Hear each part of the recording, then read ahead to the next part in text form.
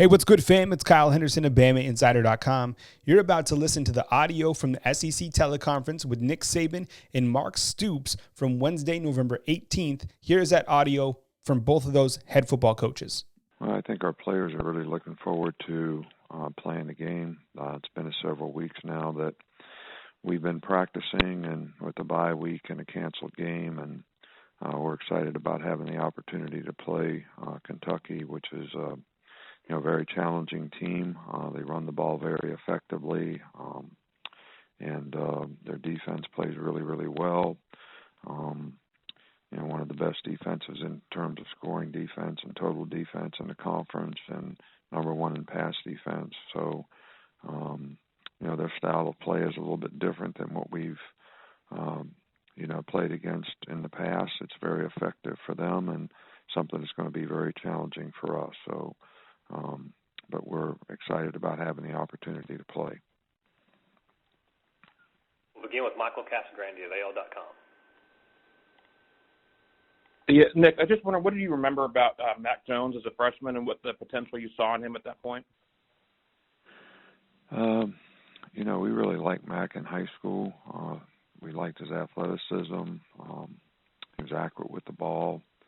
And when he came as a freshman, he was probably 180, 185 pounds, was not very strong, needed to, sort of mature physically, and very, very smart, bright guy that,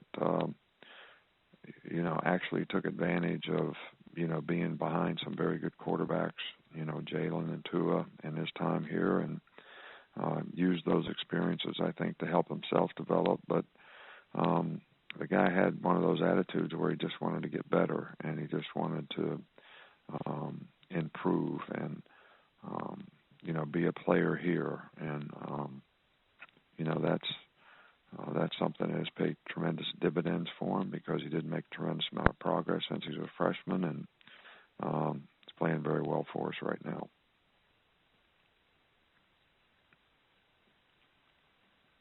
Next we have Philip Marshall of Auburn 24/7. Coach, points have become kind of, I don't know if cheap is the right word, but everybody seems to score a lot of points a lot of times. For an old defensive coach, what's your opinion of what's causing that, and how hard is that for you to swallow sometimes, being in those kinds of games? Yeah, well, it's tough, but I think the game's changed. I think the rules have changed. We don't play wad ball anymore, where everybody's in a small box, and all 11 players have to block somebody for a play to be effective for a 3 to 5 yard gain.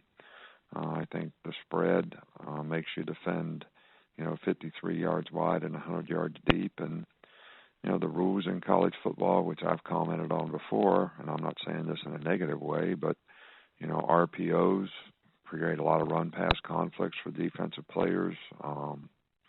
And the fact that you can, block downfield when the ball's thrown behind the line of scrimmage, and the way offensive coaches have utilized those things to create plays for the offense is very difficult to defend.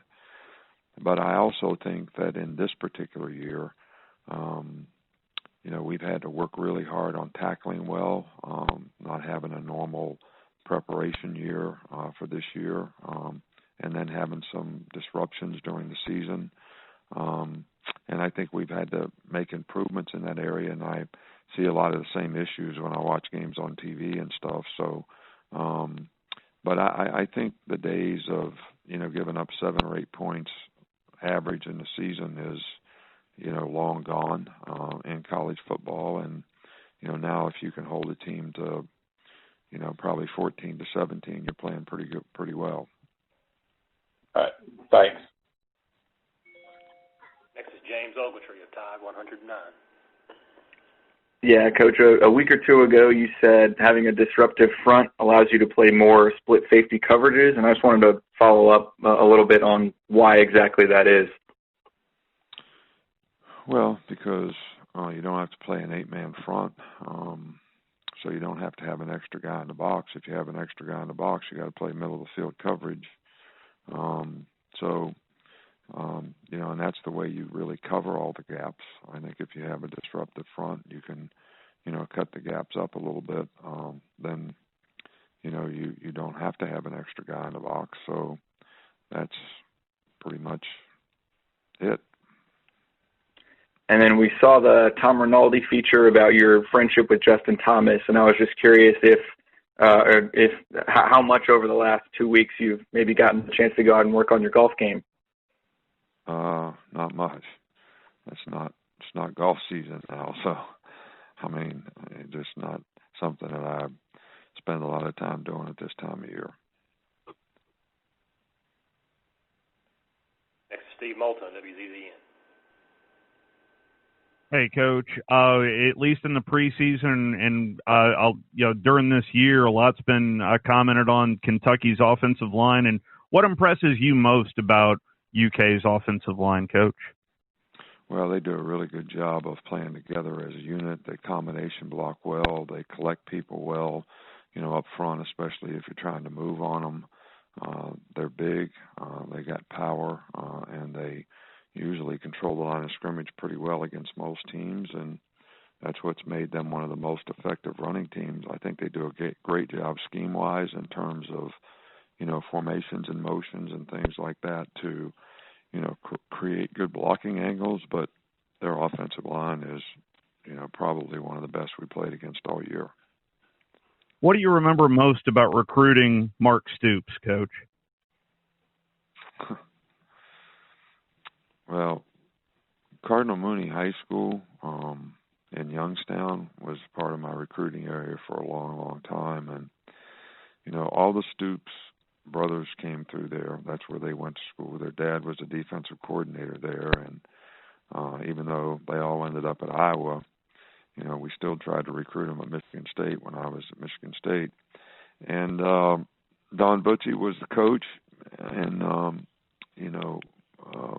Ron was a defensive coordinator, which was their dad, who I had a really good relationship with. But Vince Marrow, who's on his staff, right now, also was a player that we recruited from Cardinal Mooney and didn't get.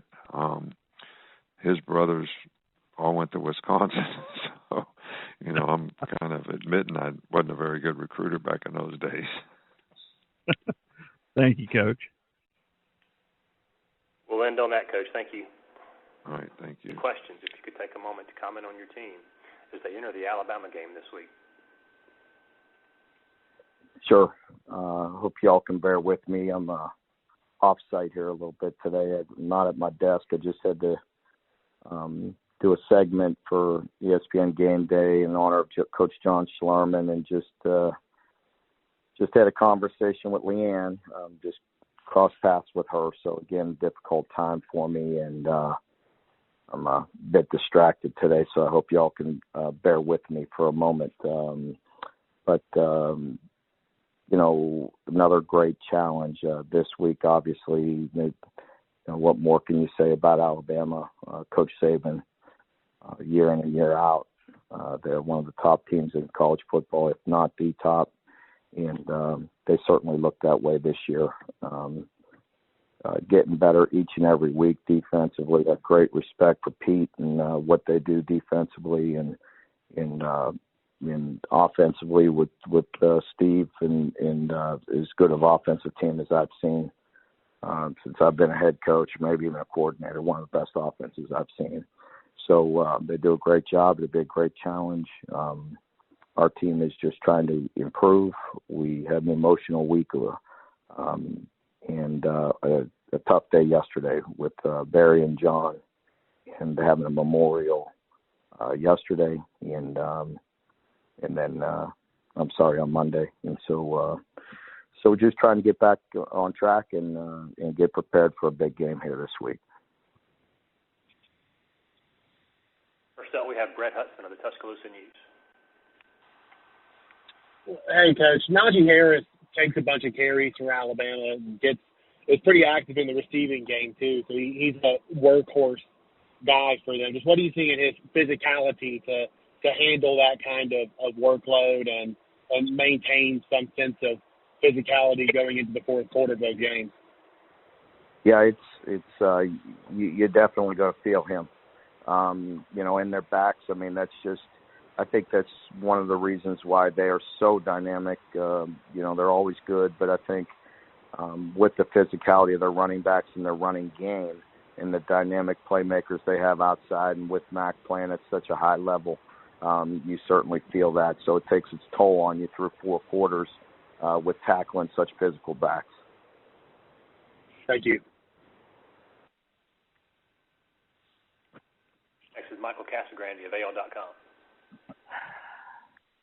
Yeah, Mark, I just wonder, what do you remember about Mac Jones as a high school recruit? And did he seem ready to play right away if he were to have come to Kentucky? We saw a guy early on in the process that was very accurate, very poised in the pocket, could make all the throws. And so we targeted him early and saw a lot of talent in him early on.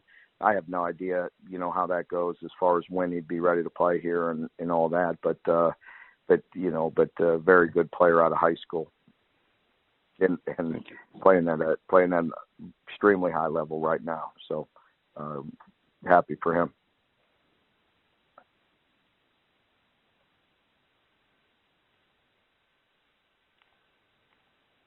Next is Gary Gray of the Associated Press.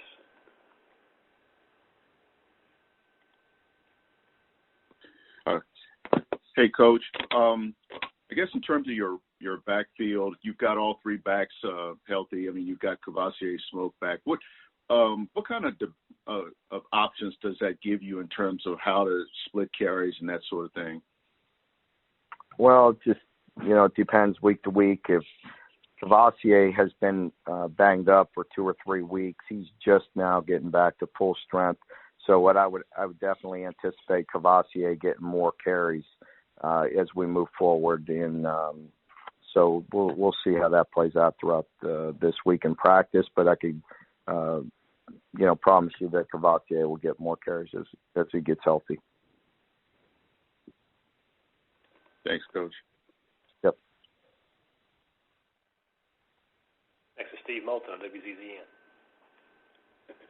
Coach, certainly thoughts and prayers to the Sharman family as well as your team there. I'm at least from hearing you in your press conference right after the memorial and certainly since the memorial, how difficult has it been to get the team to focus on Alabama and really all that's gone on over the last week and a half, Coach?